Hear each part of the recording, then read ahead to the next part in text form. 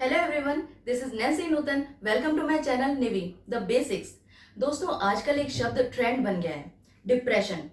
चाहे लाइफ की छोटी छोटी प्रॉब्लम हो, लाइफ में कुछ प्रॉब्लम आई नहीं कि हम डिप्रेस्ड हो जाते हैं। चाहे वो ऑफिस का वर्कलोड हो, परफॉर्मेंस प्रेशर हो, या कोई हेल्थ इश्यूज हो, पर्सनल प्रॉब्लम हो, या कोई भी किसी भी तरह की फैमिली इश्यूज हो। लाइफ में प्रॉब्लम आते ही हम सब डिप्रेस्ड हो जाते हैं, टेंशन में आ जाते हैं। और यहाँ तक कि छोटे छोटे बच्चे जो स्कूल जाने वाले बच्चे हैं, वो भी डिप्रेस्ड होने लगे हैं। तो क्या ये डिप्रेशन होता क्या है? क्या मतलब है इस डिप्रेशन का? क्या ये कोई एक बीमारी है? और अगर ये बीमारी है तो हम इसको, ये होता क्यों है, क्या रीजन है इसके पीछे? हम इसको प्रिवेंट कर सकते हैं? इसका कोई ट्रीटमेंट अवेलेबल है? और कैसे हम डिप्रेशन से बच सकते हैं? इन सभी बातों के बारे में हम इस वीडियो में बात करेंगे। पर सबसे पहले, अगर आपने इस चैनल को सब्सक्राइब नहीं किया है अभी तक, तो प्लीज इसको सब्सक्राइब करें, क्योंकि इतनी सारी इंफॉर्मेशन, इतना सारा कंटेंट आपको एक प्लेटफॉर्म पे कहीं नहीं मिलने वाला। तो प्लीज इस चैनल को सब्सक्राइब करें। और अब बात करते हैं डिप्रेशन की।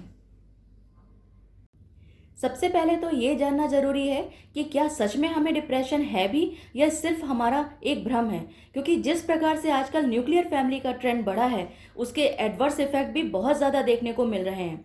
अपने लिविंग स्टैंडर्ड को हाई करने के लिए हमने अपनी लाइफ इतनी ज़्यादा बिजी कर ली है, और हमारी एक्सपेक्टेशंस खुद से भी और हमारे अपने बच्चों से भी इतनी ज़्यादा हो गई हैं कि हमारे पास अपने लिए और हमारे अपनों के लिए टाइम ही नहीं है। और जब भी कभी हमें इमोशनल सपोर्ट की ज़रूरत पड़ती है, तो हम खुद को बिल्कुल अकेला पाते हैं।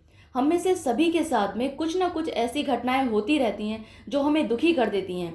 हम उदास हो जाते हैं और हमें ऐसा लगने लगता है कि अब लाइफ में कुछ बचा ही नहीं। पर जब हम अपने दोस्तों से मिलते हैं या कुछ अच्छा होता है, तो हमारा मूड अपने आप अच्छा हो जाता है और हम नॉर्मल हो जाते हैं। तो ये मूड स्विंग होना नॉर्मल है, ये डिप्रेशन का साइन नहीं है। तो सवाल आता है सबसे पहले कि ये डिप्रेशन होता क्या है। डिप्रेशन एक मूड डिसऑर्डर है जो ऐसे डिस्टर्बिंग सिम्टम्स को, मीन्स जिनसे हमारी पूरी लाइफ अफेक्ट हो, डिस्टर्ब हो, उनको कॉज करता है। जिनकी वजह से हमारी सोच, हमारी डेली एक्टिविटीज़ जैसे सोना, खाना, पीना और काम करना सब प्रभावित होता है। और ये सब पूरा दिन लगातार कम से कम 2 वीक्स तक रहे तो डिप्रेशन कॉज होता है। डिप्रेशन के सिम्टम्स हैं: व्यक्ति पूरा दिन दुखी रहता है, लाइफ में खालीपन लगता है और बहुत ज़्यादा निराश रहता है। और ये हर दिन होता है। किसी काम में मन नहीं लगता, यहाँ तक कि उसकी हॉबीज़, जिनको करके उसे खुशी मिलती थी, वो भी करना अच्छा नहीं लगता। ना अपने दोस्तों से मिलना, बात करना अच्छा लगता है, और ना ही किसी फैमिली मेम्बर से। हमेशा गिल्ट फील होना, यानी पछतावा होना। वर्थलेसनेस मीन्स ऐसा लगना कि जिंदा रहना बेकार है। हेल्पलेसनेस मीन्स असहाय। कंसंट्रेशन में कमी आना, चीज़ों को भूल जाना, डिसीजन ना ले पाना, सुबह जल्दी नींद टूट जाना या बहुत ज़्यादा नींद आना, वेट में चेंजेस आना, सुसाइड अटेम्प्ट करने के बारे में सोचना, चिड़चिड़ापन, बॉडी एक, हेड एक, डाइजेस्टिव प्रॉब्लम्स होना जिनका कोई क्लियर रीज़न ही ना मिले। दोस्तों, ऐसा नहीं है कि डिप्रेशन के पेशेंट हमेशा सुसाइड अटेम्प्ट करने के बारे में ही सोचें। कभी कभी ऐसा भी हो सकता है कि डिप्रेशन की वजह से पेशेंट को हार्ट अटैक आ जाए या फिर बॉडी के दूसरे ऑर्गन्स में प्रॉब्लम स्टार्ट हो जाए। क्योंकि अगर साइंटिफिकली बात की जाए तो हमारी बॉडी के कुछ न्यूरोट्रांसमीटर्स जैसे Na means noradrenaline, 5-HT means five hydroxy and alpha methyl tyrosine की कमी होने के कारण Na synthesis means noradrenaline synthesis inhibit हो जाती है, जिससे डिप्रेशन कॉज होता है। दोस्तों, ये एक सीरियस बीमारी ज़रूर है, पर इसका इलाज संभव है। अब बात करते हैं डिप्रेशन के टाइप की। मोस्ट कॉमनली डिप्रेशन 2 टाइप का होता है। First is major depression. इस केस में ऑलमोस्ट पूरा दिन और लगभग रोज कम से कम 2 वीक्स तक डिप्रेशन के सिम्टम्स दिखाई देते हैं, जिनकी वजह से कार्य क्षमता, नींद, पढ़ाई में कमी, कंसंट्रेशन में कमी आना, भूख आदि पर प्रभाव पड़ता है। आपके साथ जो दुखद घटना एक बार या एक से ज़्यादा बार हो गई हो, तो वो बार बार याद आती रहती है, आपकी आंखों के सामने हर वक्त घूमती रहती है। इसका नंबर 2 टाइप है, परसिस्टेंट डिप्रेशन डिसऑर्डर। जब डिप्रेशन के सिम्टम्स कम से कम 2 साल तक रहें। इस केस में डिप्रेशन तो मेजर होता है, पर टाइम के साथ साथ उसके सिम्टम्स कम हो जाते हैं। इसके अलावा कुछ और प्रकार के भी डिप्रेशन होते हैं, जैसे नंबर 1 इज पेरीनेटल डिप्रेशन। ये ड्यूरिंग प्रेगनेंसी और आफ्टर डिलीवरी होता है, जिसे पोस्टपार्टम डिप्रेशन भी कहते हैं। Number 2 is seasonal affective disorder, means SAD, sad. ये मौसम के अकॉर्डिंग होता है, जनरली अर्ली विंटर से स्प्रिंग सीजन तक ज़्यादा कॉमन होता है। Number 3 is psychotic depression. ये टाइप होता है फॉल्स बिलीफ के कारण, या कह सकते हैं अंधविश्वास के कारण। फॉर एग्जाम्पल, अगर आप कहीं बाहर जा रहे हो और बिल्ली रास्ता काट दे या काला रंग दिख जाए तो कुछ लोग ऐसा मान लेते हैं कि अब सब कुछ अशुभ ही होगा और डिप्रेस्ड होकर घर बैठ जाते हैं। सेकेंड एग्जाम्पल है हेलुसिनेशन के कारण, मीन्स कुछ लोग अपनी ही दुनिया बना लेते हैं, सारे सवाल जवाब खुद से ही अपने मन में सोचकर एक सीन क्रिएट कर लेते हैं और उसी को सच मानकर डिप्रेस्ड हो जाते हैं, जबकि रियलिटी कुछ और ही होती है। इसके अलावा प्रीमेंस्ट्रुअल डिस्फोरिक डिसऑर्डर्स भी होते हैं, मीन्स पीरियड आने से पहले फीमेल्स को डिस्कम्फर्टेबल फील होगा, पेन होगा, इरिटेशन होगा, जिसकी वजह से मैनिक डिप्रेशन भी होते हैं, जैसे चिड़चिड़ापन होना या ज़्यादा गुस्सा आना। अब बात करते हैं डिप्रेशन क्यों होता है, रीज़न क्या है डिप्रेशन होने के। तो दोस्तों, रिसर्च कहती है कि जेनेटिक, बायोलॉजिकल, एनवायरमेंटल और साइकोलॉजिकल फैक्टर्स का कम्बिनेशन एक इम्पॉर्टेंट रोल प्ले करता है डिप्रेशन कॉज करने में। डिप्रेशन कॉज होने के कुछ फैक्टर्स हैं, जैसे number 1 is organic condition, means biological factors. Mental illness जैसे arteriosclerosis, neoplasm, metabolic disease, neurological disease, endocrine disease, some chronic disease such as TB, leprosy यानी कुष्ठ रोग, एपिलेप्सी यानी कि मिर्गी के कारण डिप्रेशन का होना। Number 2 is heredity, means genetic factor. अगर किसी बच्चे के पेरेंट्स सिजोफ्रेनिया से पीड़ित हों तो उस बच्चे में 40 गुना ज़्यादा चांसेस होते हैं डिप्रेशन होने के as compare to healthy parents. Number 3 is social psychological causes.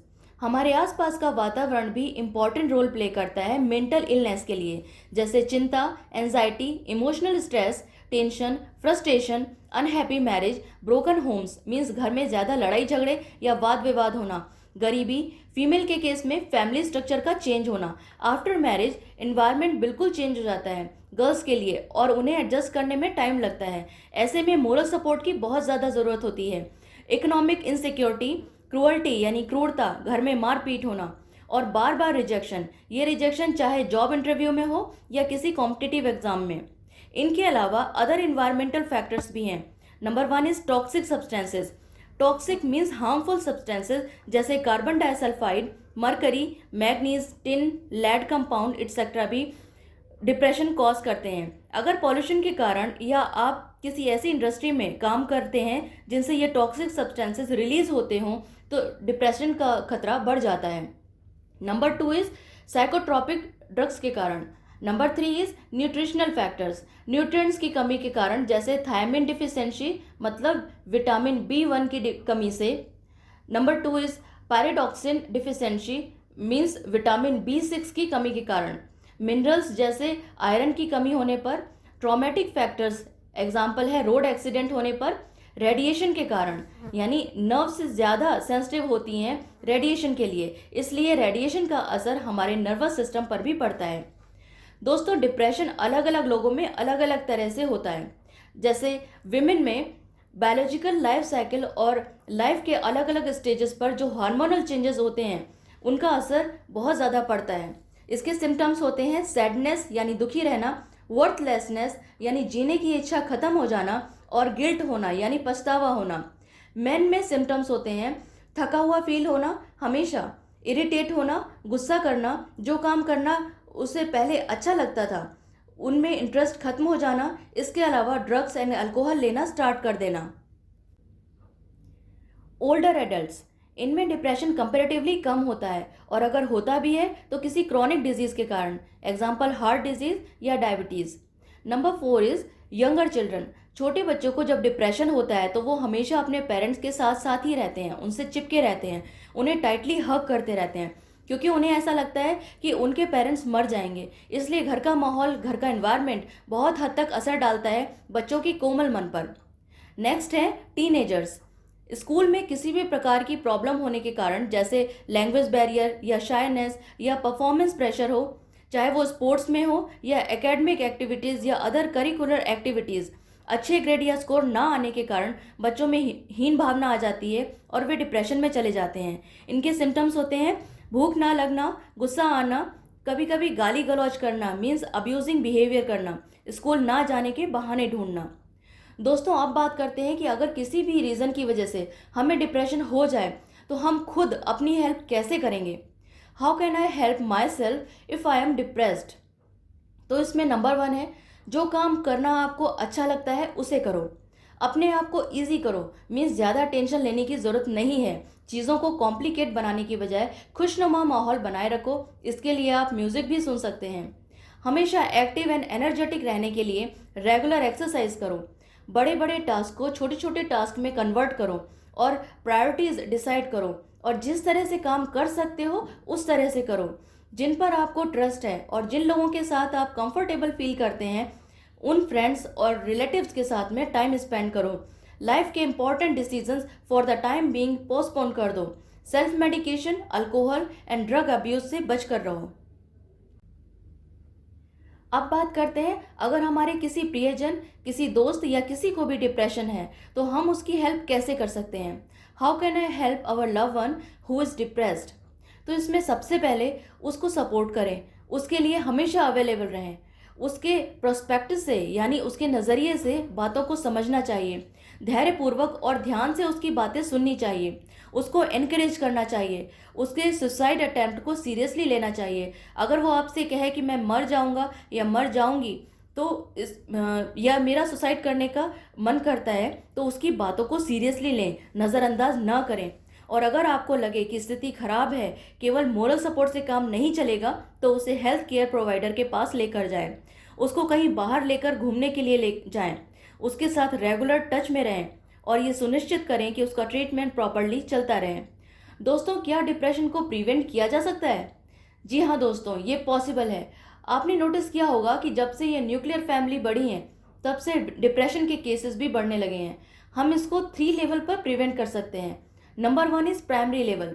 It means अपने सोशल इन्वायरमेंट को सुधार कर, अपने रहन सहन को बेहतर बनाकर और अपने आसपास एक हेल्दी इन्वायरमेंट क्रिएट करके अपने दोस्तों, अपने नेबर्स के साथ हेल्दी रिलेशन रखकर हम डिप्रेशन को प्रिवेंट कर सकते हैं। नंबर 2 है secondary level. It means family level पर अपने फैमिली मेम्बर के साथ टाइम स्पेंड करना, उनकी बातों को सुनना, समझना, अपनी बातें उनसे शेयर करना। स्कूल, कॉलेज, यूनिवर्सिटीज़, इंडस्ट्रीज़ और अदर इंस्टीट्यूट्स में भी मेंटल हेल्थ के प्रोग्राम्स, इवेंट्स कंडक्ट करवाकर हम इसको प्रिवेंट कर सकते हैं। और अगर कोई केस फाइंड आउट होता है तो उसे हेल्प करके हम इसको प्रिवेंट कर सकते हैं।